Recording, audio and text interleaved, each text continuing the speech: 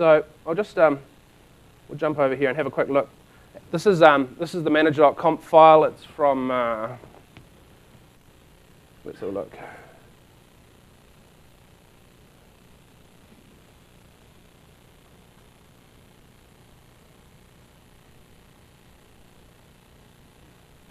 It's version 1.8. It was, I think, like a week ago or something. Yeah, so each version of the Asterisk Manager config file is going to be slightly different. You'll see that basically there's different things in the Asterisk Manager comp file, and there's different ways that the Asterisk Manager replies to you. So if you're writing an application that is not just for yourself, then you're going to need to make sure that you've got the ability to check for the Asterisk Manager version and do different things based on the version of Asterisk. I'll show you an example of that once we get to the smooth talk at the end. Okay, so basically, the first thing you need to do is make sure you got enabled equals yes. There's actually two kinds of the Asterisk Manager. There's the standard Asterisk Manager, which runs on port 5038, and there's AJAM, which is a HTTP interface that sends XML data backwards and forwards. It's not really as popular as the standard manager interface, and there's actually a few problems with it. Sometimes when you do IX pairs and stuff, you end up with bad, malformed XML data being sent back. So for me, I've always just worked with the standard manager. The web-enabled one, if more people were using it, it will probably be in a better state. But yeah.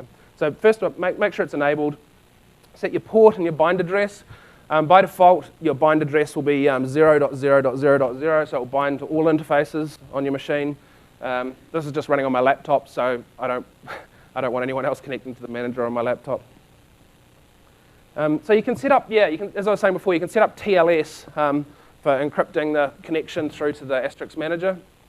I haven't personally used it. I use VPNs, and just actually, if I have to connect over a network, it's a little bit easier for me to work with.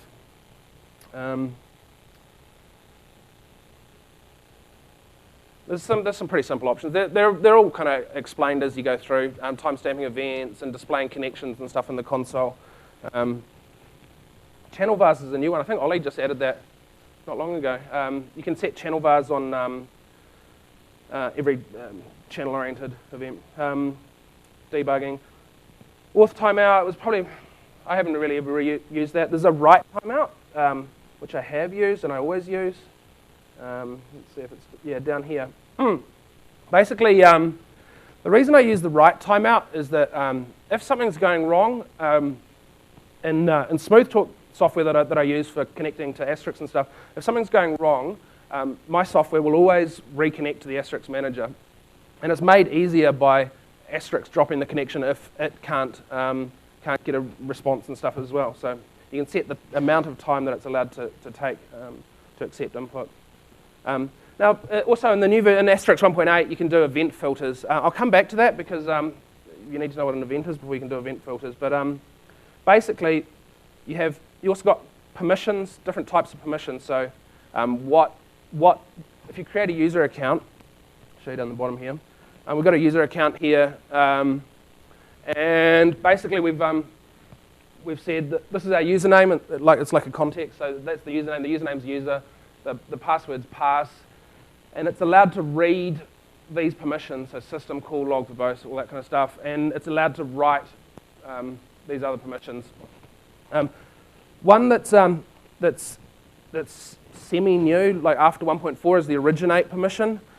Previously, you didn't have to have the originate permission in order to originate a call. So if you're working on a system and you copy and paste a login, an account from one machine to another, and the other one was a 1.4 machine, and all of a sudden your calls just aren't working, then check to make sure that you got the originate permission. So yeah, inside the default manager.conf file, it explains what each of these permissions are. So yeah, you can have a read through that yourself. Okay. So basically, once you've set yourself up an account, you've got Asterisk running, you've enabled it, we can run through and connect with Telnet. Telnet's the easiest way to just check that everything's working and see what happens. I mean, let's let's jump into that. So basically, telnet localhost port 5038. Okay, so you can see it's connected us. That's interesting. This one's Asterisk Core Manager version 1.0.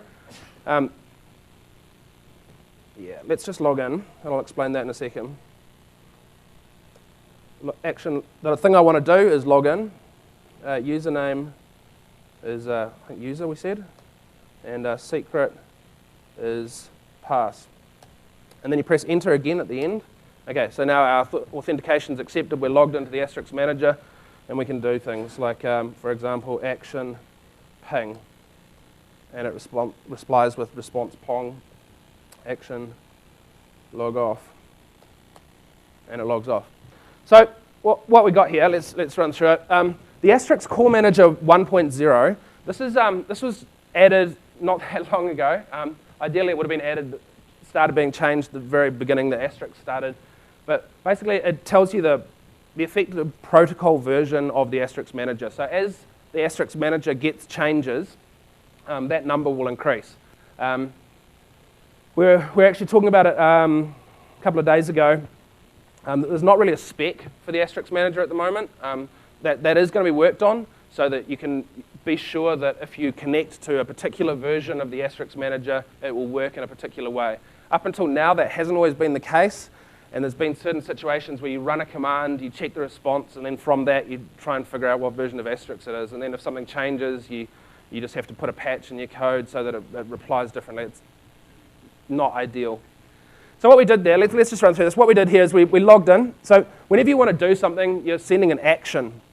So an action means I want to say something to Asterisk. I want Asterisk to do something on my behalf. First one we're going to do is log in.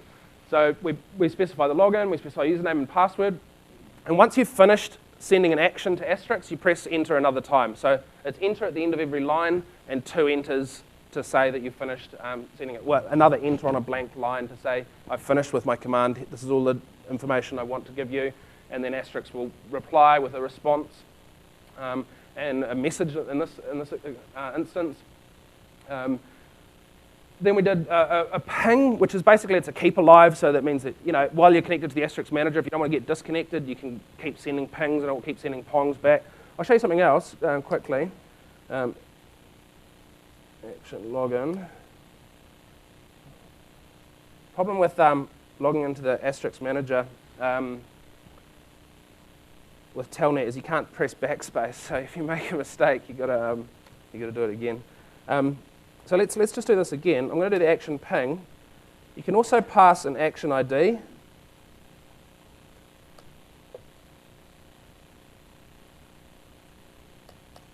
So basically what that does is that when it responds to your command, it includes the action ID that you sent across. And that becomes really useful when you're running heaps of stuff, and some commands might not return straight away. They might have to do a little bit of stuff and go off. And so if you put an action ID with your command, then basically you go, oh, okay, sweet. It will come back with the same one. You can match it. So like, for example, in Smoothtalk, what I do is we run, earlier would kill me, but I run some CLI commands. Like when you're sitting in the console of Asterisk, you can type commands and something happens. You can do the same thing in the Asterisk Manager. So like, let's just do that. I'll show you an example of that. Action command, I don't know, SIP show peers. I don't think I have any defined. Okay, action log off. Cool.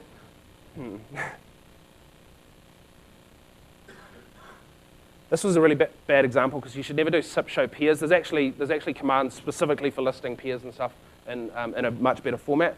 But yeah, so you can run commands and stuff that you would normally just type in the Asterisk console across the manager as well. It's not really encouraged. Erlay would kill me for even bringing it up, but I use it quite regularly and it works, The one that I use probably is show channels concise, core show channels concise, depending on the version of Asterisk, so that I can get a list of the channels that are active, and it's got like exclamation marks in between each field, and so you can get like the account code and all the details. It just means, so basically what I'm doing in Smoothtalk is I'm saying, okay, show me a list of all the channels that are active at the moment, show me a list of all the queues, show me a list of all the agents, and then you can manage what's going on. You can say, okay, well, there's Smoothtalk's a predictive dialer, so you go, okay, look, this particular customer has got 20 channels going on. They want to have 30, so let's make more phone calls and stuff like that. Yeah, so the actions. Let's just jump back for a second. Yeah, so what I was going with that was that when I'm typing show channels, show queues, show agents and stuff, I want to know what Asterisk is telling me when it responds. So I pass in an action ID of show channels or whatever, an action ID of whatever the command is I send a unique action ID with it, so that when Asterisk responds with that information, I know what command it's responding to. Okay, so connecting to it's really simple. You can just use Telnet to check it that it's working. I've just got another slide here with some information on the actions. Things you'd like Asterisk to do on your behalf. It's always prefixed with an action. Can take an action ID. It'll reply with a response. And then the other one, which is kind of useful, is that if you're connected to the Asterisk console, you can type manager show commands. And without this, it would kind of suck. So let's sudo asterisk -r. My awesome password. Oh, put a space in. Okay, manager show commands. Okay, so let's scroll up a little bit. I'm not going to go through each of these commands, but there's a couple that I might go through. Okay, so basically, it shows you what the commands are you can type. These are the actions that you would go action, command. Remember we did action command and we typed some application from Asterisk, get configs and stuff. One that you will pretty much always use is, maybe not, but I always use it, is originate. So let's go, ignore the errors at the bottom of my Asterisk console. Somehow, I think when I installed Lion or something, it cleared out some of my folders, and so now I've got no Asterisk database, and I've reinstalled Asterisk, and I don't know, and made samples and everything, and I've still got no Asterisk database. Never mind. Manager show command originate. So when you've got manager show commands, that lists all of the possible commands that you can use. If you type a particular one, it'll give you more information on it. So originate is to make a phone call. So this is probably the most common thing that you're going to use the Asterisk manager for, making a phone call between either an application, and it's like using a call file or something like that. So you might say, okay, I want to make a call to SIP/123, and I want to send it to the context, I don't know, echo test extension 600, whatever. Or you can send it straight to an application. You can pass a whole list of variables. Now this one's async, means that it doesn't wait for the command to finish before responding to you. And like if you're running a predictive dialer, I mean, we run sometimes, hundreds of calls per second and stuff. You can't wait for each call to complete before getting a response. So I always turn it async to true. What else we got? Status. Status is probably how you're supposed to be doing it. There was SIP pairs, yeah. That was that's what Erle would prefer that we were using. SIP pairs is a better way of listing the pairs that are on your Asterisk machine at any given time. So you might use that like if you're writing a kind of an operator panel or a heads-up display to show what pairs are available, things like that. I use the command show channels concise because it's easy to pass and it shows me the channels and stuff. Okay. So events. I didn't say before, but when you log into Asterisk, it depends what you want to do. When you log into Asterisk Manager, it depends what you want to do. You might either want to just connect and run a command, disconnect, and you don't want crap being sent back to you, so you turn off events. So when you log in, when you're doing your action login, let's jump across, I'll show you. I wonder if I got this in my console. Action, login, username, user, secret, pass, events, off. Okay, action, log off. So basically, if you set events to off, then you're not going to get your console filled up with a whole lot of crap. It's not crap, it's useful stuff for some people. so events are things that Asterisk wants to tell you about. So there's a couple of ways that you can run programs against Asterisk. You might want to either pass the events and keep an internal state engine of where Asterisk is at. So when a channel gets started, you go, okay, look, this channel started, that means I've got this channel. And then when you get another event saying that the channel's finished, you say, okay, I'll take this out and destroy it.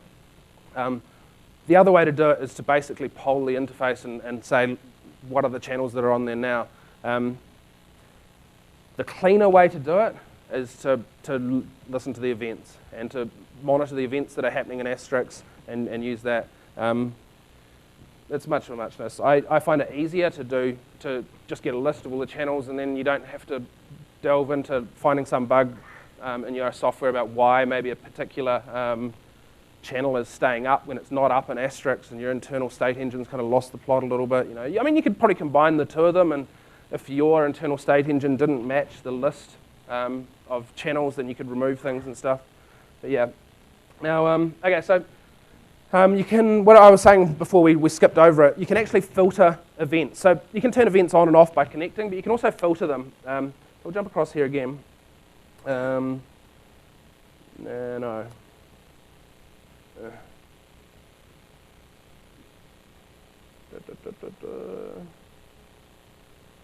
F6 filter. There we go. So you can say, okay, look, I want to. You could turn off your events but get new channel events, or you could say, look, my events are on, but I don't want to see anything to do with Dadi channels. So basically that allows you to set a kind of a more granular approach to what events you want to receive or don't want to receive. That's new. New, 1.8, so that wasn't in 1.4 or 1.6. I kind of skipped from 1.4 to 1.8 because they were both long-term support. So I'm actually running 1.8 in production now. The way that I'm doing that without any crashes and stuff is you test all the applications you want to use in a customer's site, make sure that they work the way that's intended, and disable everything else. And then you don't have to worry about it. As long as you're using kind of common things, it'll be sweet. Okay, so yeah, you can enable or disable the events. Now, we had the Astra DevCon a couple of days ago, where we were discussing basically the only way at the moment to find out what the list of possible events you could receive is to grep for manager_events in user source asterisk star -r for recursive. So basically, you're just looking through the source code to find out what the manager events are. It's far from ideal. One cool thing you can do with grep is -A to say, and then 3 or something. If you do grep, I'll just show you this because this is actually quite cool and really useful. It's not in any way related to the manager, but never mind. User source asterisk -1.8, whatever. And what are we grepping for? We're grepping for manager_event. We'll do that. Oops, yeah, okay. Okay, cool. So you can see there's some happening here. One cool thing that you can do with grep is you can type -A3 -B3. What that will do is it will show you 3 lines before and 3 lines after. So whenever it finds something, it will tell you what happened before it and what happened after it. That doesn't look like. Anyway. So yeah, there's heaps of manager events. What's going to happen? Let's Control C. That's going to go on forever. Lowest resolution in the world. What's going to happen is that there is going to be a spec written for the Asterisk manager, and there will be the manager events will be. I think what we were talking about is that they're going to be documented in the source code, like the Asterisk applications and stuff, and then that will be used to create documentation. Okay, so let's jump into it. A simple test script that we want to write in PHP. It's going to be kind of obvious now because we've already shown how you do it with Telnet and stuff, but basically this example, we're going to connect to the manager, log in, disable the events, execute an action, and log off. So it's basically the same thing as what we're doing in Telnet, but with PHP. So, what do we got here? So we've got a host, which is our local host. In this example, I'm connecting to my own machine. Username's user, pass is pass, timeout. Yeah, that's timeout, 3 seconds. And yeah, it's TM out instead of timeout, because if I type timeout, then it makes it go over one line. But anyway, so then you set up a socket. You go fsock open, host you want to connect to. I'm missing a comma there. Never mind, we'll just pretend there's one there. Host you want to connect to, port you want to connect to. Error number and error string that's a variable that you pass into the function that it will fill in if there's an error. So we haven't used it in this example. It's a simple example. If the socket worked, if we've got a socket, that means if we're connected, then we're going to put some stuff onto the socket. So log in. These bar R, bar N is the same as me pressing the enter key. So log in, username, secret, turn off the events. And see, in this one here, this has got 2 bar R, bar Ns, because this is the, after you send something, you want to type bar R, bar N twice. Yeah, bad example. Anyway, so turn off the event, so that would log us in. That would respond with authenticated or not authenticated. We don't care in this example. We know we got it right, and if it's not, then we're going to change the username and password. We're going to run some action. That should have 2 bar R, bar Ns, because it's an action. Once we've finished typing it, we want to log off. And same again here. That should have 2 bar R, bar Ns. Yeah, so I mean, and then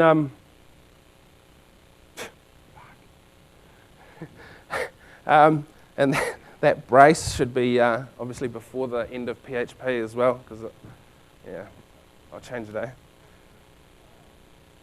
Apologies if you don't understand my accent. I'm from New Zealand, so that's why I talk funny. And we might as well fix those ones too. Bar R, bar N. Bar M. Yeah, true. Okay, cool. I was a little bit hungover this morning. Because it was free wine, you know. And so I got up this morning and I went to the gym and kind of sweated it out and stuff, and then came down here and realised that I hadn't really written my speech or anything, so kind of been working on it this morning. But yeah, basically,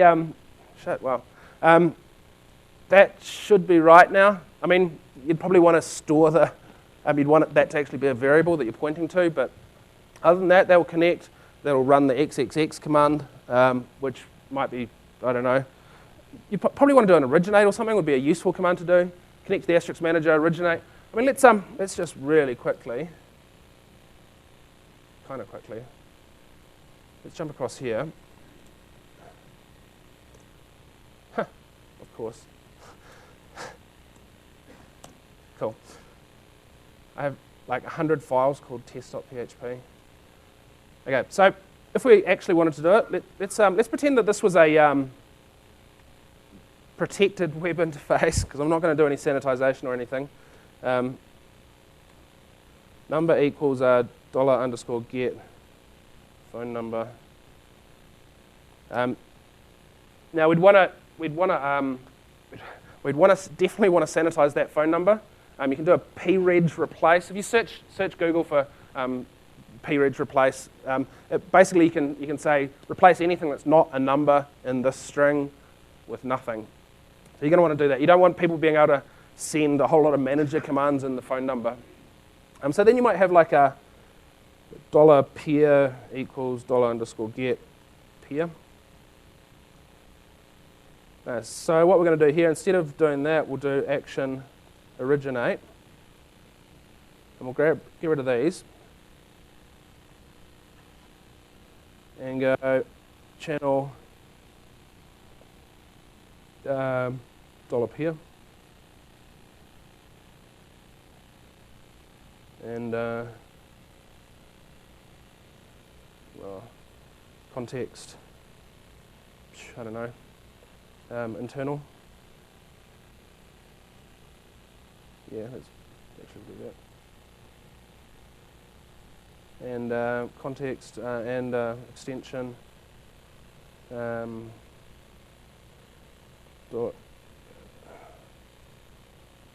can put it in here.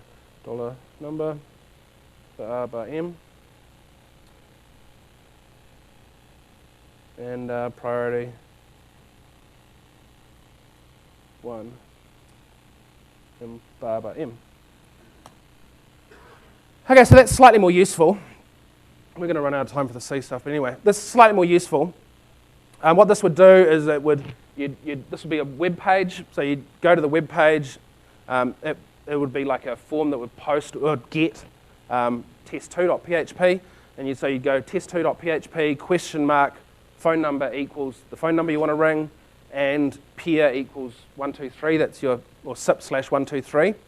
So then you're going to make a phone call from. First of all, it's going to start by initiating the one to the channel. Channel always comes before the context and context extension priority stuff or application. So we'll first make a phone call to channel, which is SIP/123. Once that connects, it will send that call to the internal context to the $number, which is our phone number that we're getting passed in, and we'll make a phone call. So basically, with this, you could do a click to dial or whatever, and it would just happen automatically. It's slightly more useful.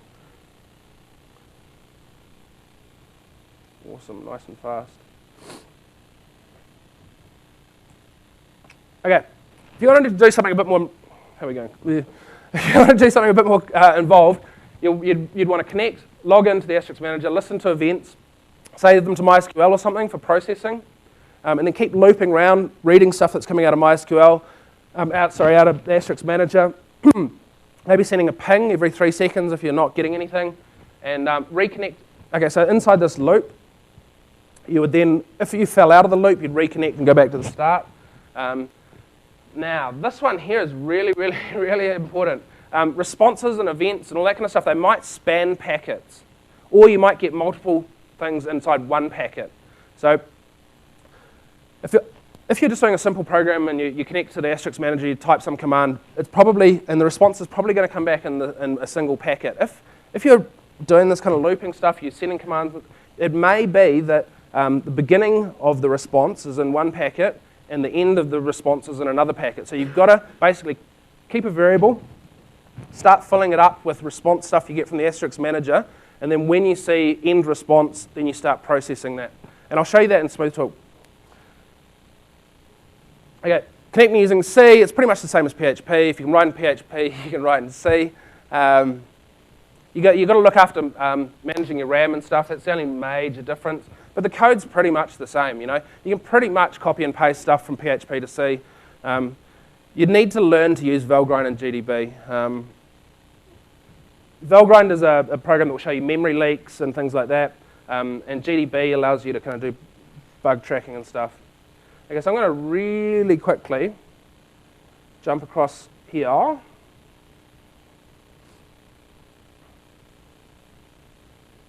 Let's start with that.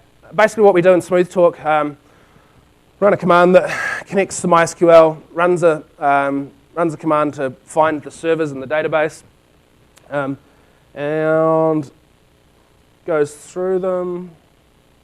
It creates a structure for a server. I don't really need to explain that. Okay, and then depending on, this software actually works with FreeSwitch or Asterisk. So if the mode of operation is method FreeSwitch, it uses the ESL interface, and if the mode of operation is method Asterisk, then it uses the Asterisk interface. Okay, so if mode of operation is method Asterisk, it will set the current entry's socket to whatever this command here returns, which is connect to manager, which passes in the address and the port. If it doesn't, I've got this command I've written called log message, which basically allows me to do logging to the console, and it does it in different colors and stuff. We'll just quickly jump across, see if I can find connect to manager. Probably in manager.c. Find, paste, connect to manager. There we go. It looks complicated, but it's really not. Basically, the port that gets passed in is a string that came out of MySQL, so it starts off as a string. So we convert it to an int, which is a number. Oh, that's the other thing that you really need to, that's different between PHP and C, is that you don't just have everything as a variable, dollar variable. You have like an int and a string, well, char star. So you've got different types. So there's different types of variables. So that's one of the other main things. Basically what we do is we connect to the socket. We set the socket to be non-blocking, just so it doesn't block. Try and connect. Well, we look up the host name, connect to the server. If it works, if we get a result of less than 0, it means that there's an error. But one of the errors that we can get is 115, which means that it's in operation. It's still connecting. So if that's the case, then we're still connecting, so we don't worry about it. And we print out connecting and sleep for a second. Otherwise, we print that we connected without problems, and we return the socket. Server.c. So then we log in. Same kind of deal. Everything in SmoothTalk's all in functions and stuff. So then we pass in the socket that we just got, the username, the password. That's kind of pointless, but whatever. I don't know what one's for. And also that's pointless because we wouldn't need to pass in the username and password if we're passing in the whole thing. And then we check if it worked, it didn't work. Turn on events and stuff like that. It's all pretty much the same kind of thing as what you would do in PHP. It's just that there's more code. So we're gonna have to jump out of this. If you guys want some of the code for SmoothTalk or PHP examples or anything like that, then come and give me a yell afterwards, because we're kind of like over time. Yeah, but if you want any code, give me a yell. I can email you some code, some examples of how it works. I've got some little bits and pieces of libraries that I've put together that make it a little bit easier to connect and stuff. So in conclusion, the Asterisk Manager is really, really simple to use. You start off with Telnet, just have a play with it, connect, run some things, connect. Once you've done that, then you can write in PHP. It doesn't really matter the language. It's pretty much the same with any language. So you could be using PHP, C#, whatever you like. As long as you can connect to a socket, you can connect to the Asterisk Manager. It's one of the really cool things about Asterisk. It's the same with AGIs and stuff. You can write them in whatever language you want. You just read and write from the standard inputs. It makes integration with other projects really simple. And this is a real key one. This comes up in the Asterisk developer list and stuff. People wanting to put database. An example recently was database-based origination into the source code of Asterisk. So the Asterisk will be polling the database all the time and then making a phone call if it found a record in there.